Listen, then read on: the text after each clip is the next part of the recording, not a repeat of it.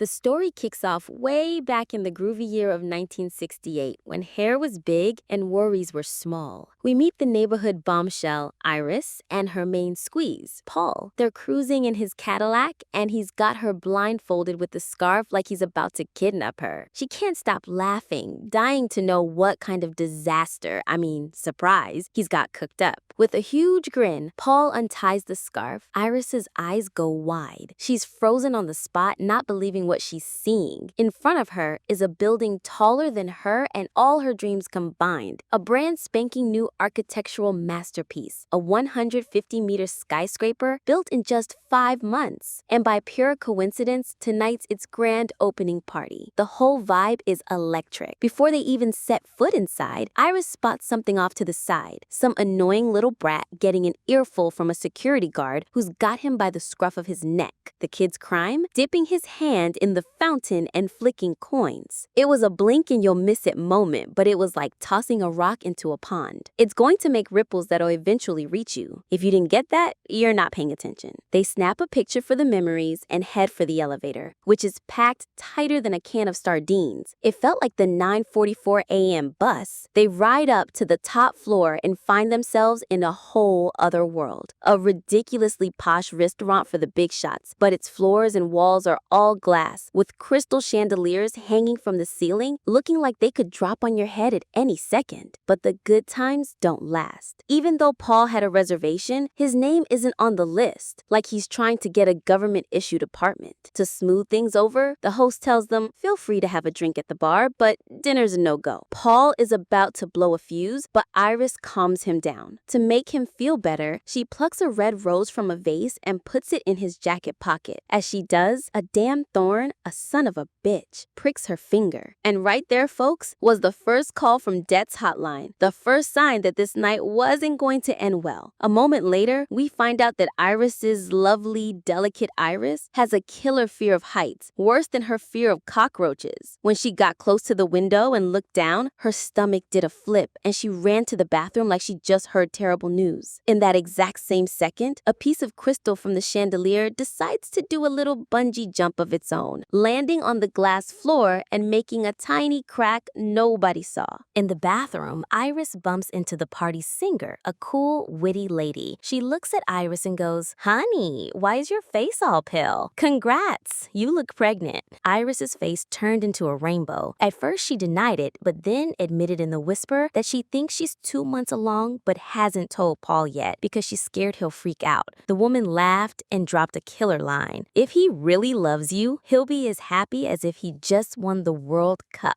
Those words pumped some courage into Iris. She went back out to find Paul. To make it up to her, Paul took her to a terrace overlooking the magical city lights. And suddenly, the moment every girl waits for, he gets down on one knee, pulls out a shiny ring, and asks her to marry him. Iris cried tears of joy and said yes. And in the middle of all the excitement, she dropped the second bombshell. By the way, I'm pregnant. Paul jumped for joy, like he just scored a last-minute winner. He decided to celebrate the engagement and the baby with a slow dance on the glass dance floor, which was practically begging for mercy from all the people on it. As they're about to dance, we see the little pest kid outside again, still practicing his hobby of flicking stolen coins into the air. The security guard spots him and in. "Kid, you're gonna get us in trouble." The kid pretends to be sorry, but the second the guard turns his back, he flicks his last coin. This was the coin of doom. It flew into an air vent, went on a little internal tour through the building's pipes until it got stuck in a running fan. The pressure shot it out like a bullet, hitting a pressurized gas valve. Gas started leaking everywhere, and no one had a clue. Inside, the party's raging. People are dancing, and the crack in the floor is getting bigger and bigger. Death is weaving its web around them. The weight of all these people started loosening the bolts. With every stomp and dance move, they were getting closer to the edge. The moment the song ended, the glass floor said, "That's enough," and shattered into a million pieces. A sound of exploding glass followed by screams that could shake mountains. Dozens of people are falling 150 meters. Some hit pillars and died before they even hit the ground. Paul fell too, but got caught on a piece of glass that sliced his hand. He couldn't hold on and fell, hitting a steel beam on the way down. It was pure chaos. Everyone was running, not knowing where to go. In the commotion, some guy tripped over a flaming pan of food and became a walking Olympic torch. switch. While on fire, he ran past the leaking gas pipe and caused a second, bigger explosion. Now people weren't just falling, they were being flame broiled. A few tried to escape down the stairs, but the staircase itself collapsed with them on it. As for the coin kid, the little jerk actually managed to escape and get down to the ground. The only hope for the remaining people was the elevator. A selfish, fat guy named Randy pushed Iris aside to get in, but a hostess stopped him. "Sir, that's enough." The man got stuck in the doorway as the elevator cables snapped. The entire top floor split in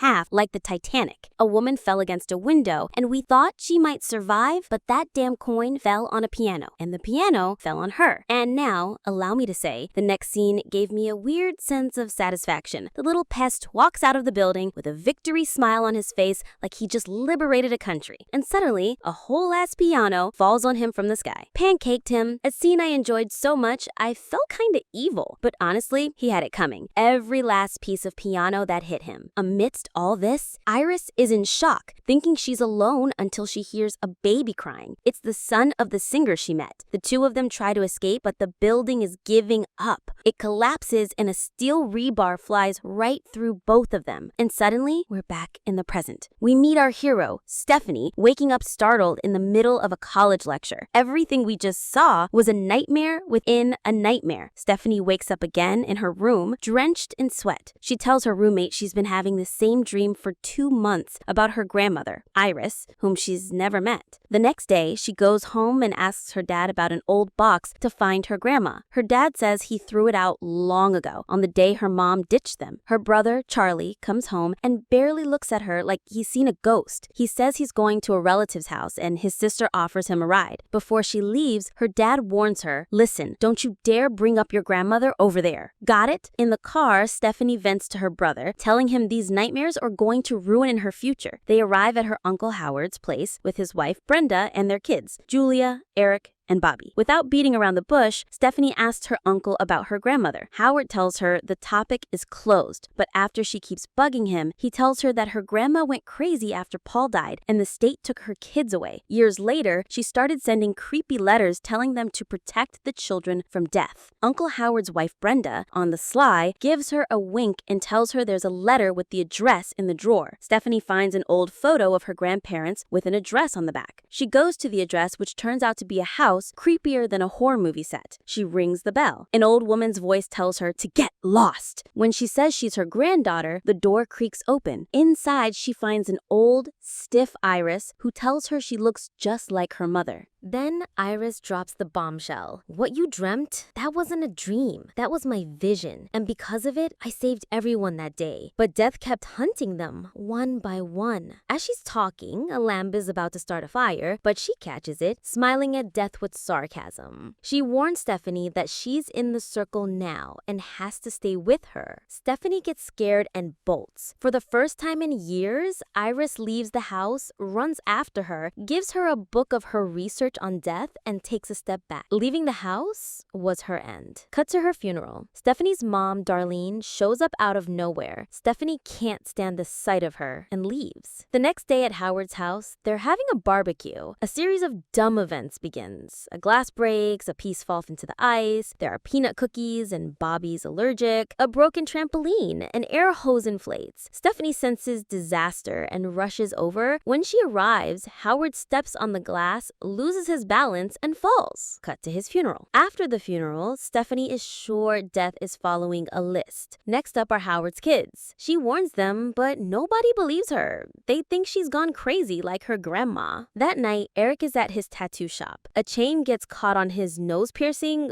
why do you even have that, and pulls him toward the fan. He survives, but the place catches fire. He meets Stephanie later and tells her, "Don't worry, I've got 9 lives." Next, Julia is running when a ball hits her, knocking her into a dumpster. The garbage truck comes and turns her into a smoothie. After her funeral, everyone starts to worry. Brenda confesses that Eric isn't Howard's biological son. That's when Bobby realizes it's his turn and he's terrified. Stephanie remembers her grandma wrote about someone named JB who survived death. They go to the hospital to find him. And surprise! JB is the coroner from the entire franchise, William Bloodworth. Turns out, he was the singer's son that Iris saved. He tells them there are only 2 ways out: kill someone or die and come back. Bobby decides to try Plan B. He and Eric plot for him to eat something with peanuts, and since they're in a hospital, they can revive him. They go to a room with an MRI machine. Eric gives Bobby the candy, and the kid starts to suffocate. At the same time, the MRI machine turns on and sucks all the metal towards it, including all the piercings Eric has stuck in his body. The machine pulls Eric and a wheelchair in and shreds them. Bobby saves himself with an EpiPen, but when a nurse